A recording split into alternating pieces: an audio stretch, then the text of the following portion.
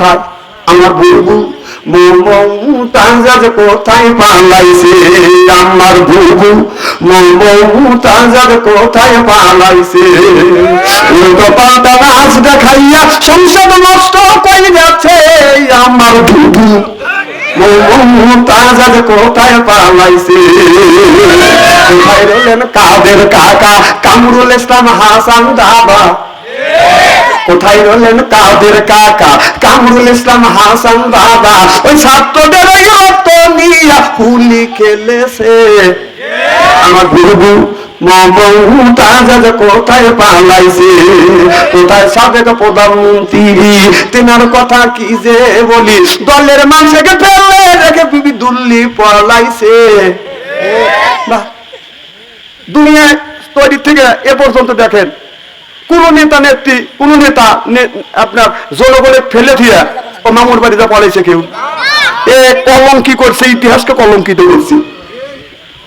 এমন দাবি করো যে তোমাদের সাগরে বাসা দিয়ে দিল্লি বা মামুর বাড়ি কলা খাচ্ছে, গুমানিতে ঠিক মতোই খাওয়া লাগছে।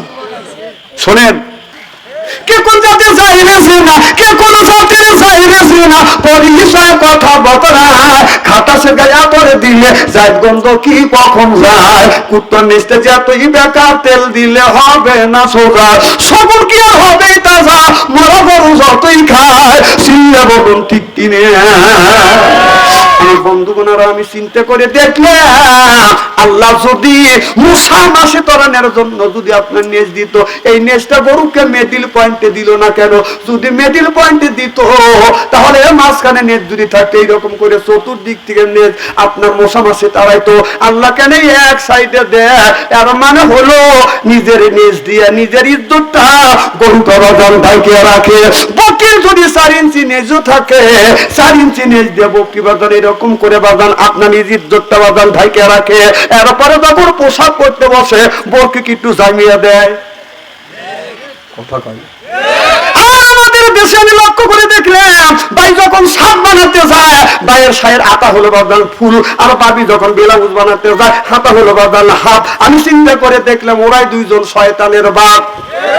ভাই যখন জামা বানায় হাতা হলো ফুল, বাবি যখন ব্লাউজ বানায় সেটা থাকে বাদান হাত। এরপরে বাদান ভাই যখন আপনার শাক বানায় চুল থাকে কোমরের নিচ পর্যন্ত, আর বাবি যখন ব্লাউজ বানায় আপনার চুল থাকে বাদান আপনার নাভির উপর পর্যন্ত। কথা বুঝতেছেন না? নাভির উপরে পেট পিঠ সবকিছু বের হয়ে যায়। আমি চিন্তা করলাম বাবির পেটে কি আছে এইগুলি রাখা হলো আগলা, যুবকের হয়ে যায় পাগলা। ভাই পেটের মধ্যে কি আছে এইটা চুল বড় করে বাদান ঢাইকে রাখে। আমি গবেষণা করে রিসার্চ করে দেখলাম বাড়ি পেটের মধ্যে আছে নারীর ভুড়ি, তারপরে আছে পায়খানা পেশাব, এইটা রাখে বাদান ঢাইকে। আর বাবির পেটের মধ্যে থাকবে বাদান হাফেজ কারি মাওলানা মুফতি আল্লাহর ওলি হবে, এইটা রাখে বাদান আগলা, যুবকের হয়ে যায় পাগলা। পিছনে হলো বাদান খালি। আমি হিসাব করে দেখলাম ওই হলো শয়তানের শালি। এরপরে সামনে এই পর্যন্ত কাটা।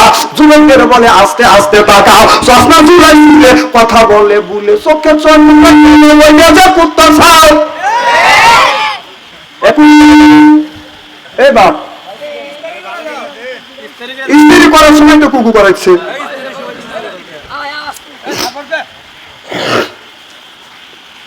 খুব কি খারাপ লাগতেছে নাকি? আরে বাস্তব ভিত্তিক লগত কিছু ওয়াজ শুনে যান, বাকি ওয়াজ বাচ্চা আনসারি করে না। আরে জাকারিয়া আলাইহিস সালামকে দাওয়াত করছে, জাকারিয়া ওই গাছের মধ্যে ঢুকছে। এই ওয়াজ আমি জানি, এই ওয়াজ করে মানুষকে আল্লাহ রাস্তা পাবে না, এটা অন্যায় তো করা যাবে না, এটা ন্যায়টা করতেই হবে। ন্যায়ের পক্ষে কথা বলতে গেলে জেল খাটা দরকার হলে জেল খাটবো, জরিমানা দরকার হলে জরিমানা দেবো, প্রয়োজন হলে বাঁচির মঞ্চ আঁকবো, বাতিলের সাথে আপোষ নয়। চিন্তা কর ঠিক কিনা?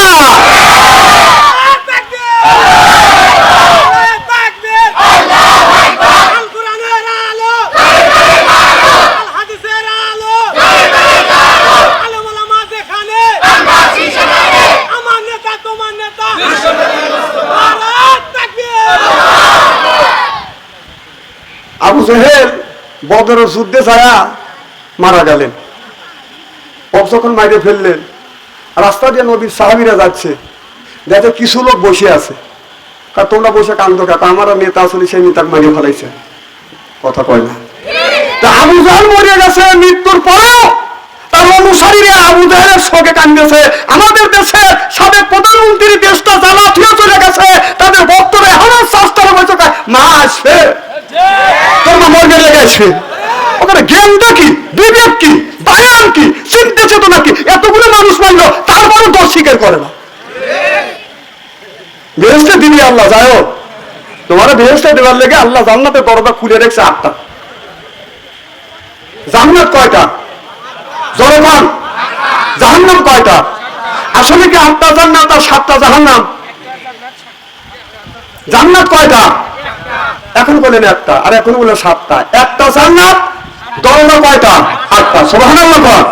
এখন যদি বলেন কিভাবে হুজুর আপনাদের মাদ্রাসা কয়টা? এখানে এই যে বড় মাদ্রাসা কয়টা?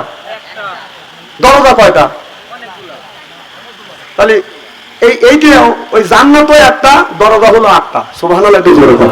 জাহান্নামও একটা, দরজা হলো 7টা। এজন্য মনে রাখবেন, আমরা মাঝে মধ্যে ভুল করে বেরিয়ে 8টা জান্নাত আল্লাহ দিয়ে দিও। আল্লাহ 8টা জান্নাত থাকলে চিন দিবে, আল্লাহ তো 8টা জান্নাত বানাইনি, আল্লাহ জান্নাত বানাইছে একটা। আবু জেহেলের মতো হয় না। ও এখন গায়ে শক্তি আছে আর আমাদের কথা উড়িয়ে দিচ্ছে, হাতটা ছোট তোমার মা কাবি। যখন হাতের শক্তি কমে যাবে, গায়ের শক্তি কমে যাবে, গোষ্ঠীর শক্তি কমে যাবে, ক্ষমতার শক্তি কমে যাবে, যেদিন আল্লাহর হাতে ধরা পড়বে তখন কি জবাব দিবে মানুষ? কথা বলেন। আমার ভাইয়ের আমার এমন সুন্দর ভাইরে, আল্লাহ হাবিবের উম্মতেরা ভালো করে লক্ষ্য করে শুনো। আমাদের দেশে এখন এমন এমন আলেম আছে, নামাজও পড়ে, রোজাও রাখে, এরপরে মানুষকে সুন্দর করে বুঝায়, কিন্তু অথচ আল্লাহ নবী যেই রাজনীতি করছে, আল্লাহ যেই রাজনীতির কথা কোরআনের মধ্যে বলেছে, রাজনীতি মানে এই রাজনীতি নিয়ে সেই কথাগুলি বাজান বলে না। এই রকম মানুষ বাজান আছে না নাই? তুমি একজন আলেম মানুষ, তুমি সবকিছু জানো, তুমি পড়াশোনা করছো, জানো, বোঝো, তাহলে হক কথাটা তুমি বললে না, তাহলে তুমি কি ধরনের মওলানা? এই ধরনের মানুষের কথা, এই ধরনের মানুষ আসবে বিদায় আল্লাহ সেই কথা কোরআনের মধ্যে বলেছেন, মুযাবযাবিনা বাইনা যালিকা লা ইলাহা ইল্লা ওয়া লা ইলাহা ইল্লা। অর্থাৎ দুই দলের লোক, কথা বুঝতেছেন না?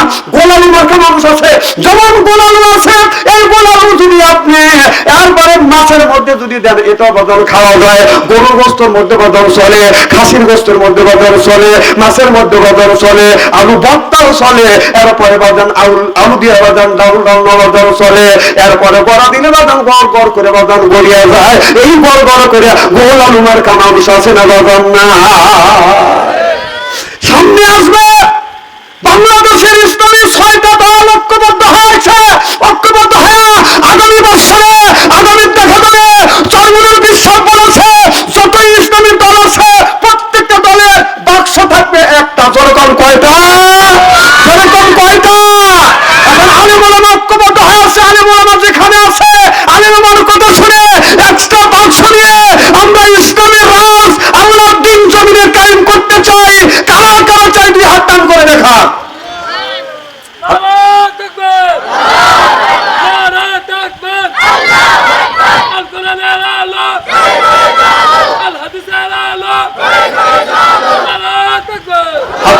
আল্লাহ যেন কবুল করে নেন, সকলে কোন আমিন। আমরা ইসলাম দিয়ে, কোরআন দিয়ে দেশ পরিচালনা হোক, এটা কি আপনারা চান? কোরআন দিয়ে যদি দেশ পরিচালনা করা হয়, কোরআন দিয়ে যদি দেশ চলে, এই দেশে সন্ত্রাস, চাঁদাবাজি, দুর্নীতি, চোর থাকবে না। কোরআন দিয়ে যদি দেশ পরিচালনা করা হয়, চোর ধরা বলে হাত কেটে দিবে। রূপনৈ গ্রামের একটা চোর যদি ধরা পড়ে, অর্থাৎ সাজাদপুর থানার মধ্যে একটা চোর যদি ধরা পড়ে, তার যদি হাত কেটে দেয়, সাজাদপুর থানার আপনার 13টা ইউনিয়নের সব চোর ঐক্যবদ্ধ হবে, যা চুরি করা দেবে না। কতক্ষণ? একটাবার আল্লাহর আইন পাস করে, আল্লাহর আইন পাস করে